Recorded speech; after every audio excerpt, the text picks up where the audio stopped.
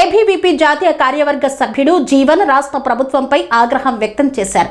వెంటనే ఫీజు రియంబర్స్మెంట్ను విడుదల చేయాలని డిమాండ్ చేశారు.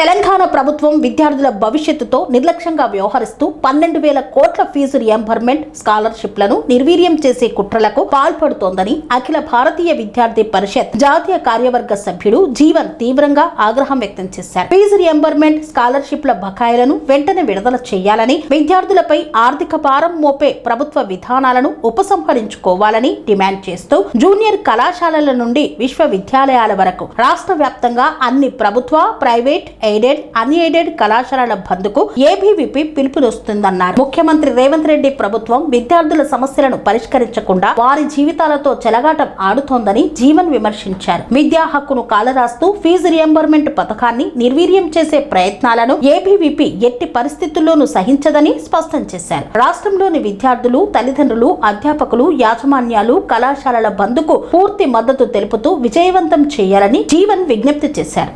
అందరికీ నమస్తే. నేను మీ ఏబీపీ జీవన్.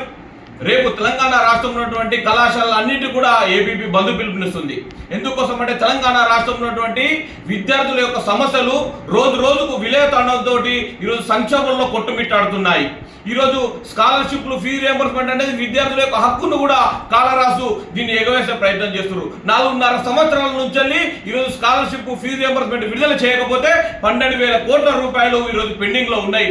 ఈరోజు కళాశాలకు విద్యార్థులు వెళ్తే చదువు అయిపోయిన తర్వాత సర్టిఫికెట్లు ఇవ్వము, మీ యొక్క ఫీజు కడితేనే ఇస్తామనే పరిస్థితి ఉంది. అంటే తెలంగాణ సాధించుకున్నది ఇందుకోసమైనా అని ఈరోజు ప్రభుత్వాన్ని అడగాని, ప్రజల్ని కానీ అడుగుతున్నాం ఏబీపీ నుండి. కాబట్టి ఇప్పటికైనా ఈరోజు తెలంగాణ ప్రభుత్వం యొక్క కాంగ్రెస్ ప్రభుత్వం మీద ఏబీపీ యుద్ధానికి శ్రీకారం చుట్టబోతుంది. కాబట్టి తెలంగాణ రాష్ట్రంలో ఉన్నటువంటి విద్యార్థులు, ప్రజలందరూ ఏకతాటికి వచ్చి ఈరోజు స్కాలర్షిప్లు, ఫీజు రియంబర్స్మెంట్ విడుదల చేయకపోతే మనందరం కలిసి పోరాడాల సమయం ఆసన్నమైంది. యుద్ధానికి శ్రీకారం చుట్టాల్సిన సమయం అయిందని తెలియజేస్తున్నాను. కాబట్టి విద్యార్థులందరూ కూడా గమనించాలి. ఈరోజు హాలిడే అనగానే మీరు హాలిడే లెక్క భావించి ఇళ్ళకి వెళ్ళకండి. మీరందరూ కూడా రోడ్ల మీదకి వచ్చి పోరాడాలి. మనం పోరాడుతూనే ఈరోజు సాధించుకుంటాం. తెలంగాణ యుద్ధమాన్ని కూడా ఈరోజు నీళ్లు, నిధులు, నియామకాలతో సాధించుకున్నాం. ఆత్మగౌరవం కోసం పోరాడడం.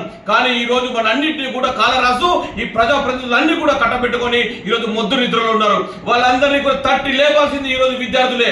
ఆనాడు చరిత్రలో చెప్తా ఉన్నారు, విద్యార్థులు తలుచుకుంటే ప్రభుత్వాన్ని కుప్పకూల్చాయన్నది. ఆ దాన్ని ఈరోజు నిజం చేయాల్సిన సమయం ఆసన్నమైందని విద్యార్థులందరికీ కూడా తెలియజేస్తూ ఈరోజు ప్రభుత్వాన్ని కుప్ప కూల్చేంత వరకు మనం కూడా కంకణం కట్టుకొని పనిచేయాలని విద్యార్థులందరూ కూడా విజ్ఞప్తి చేస్తున్నాను. జై హింద్, జై భారత్.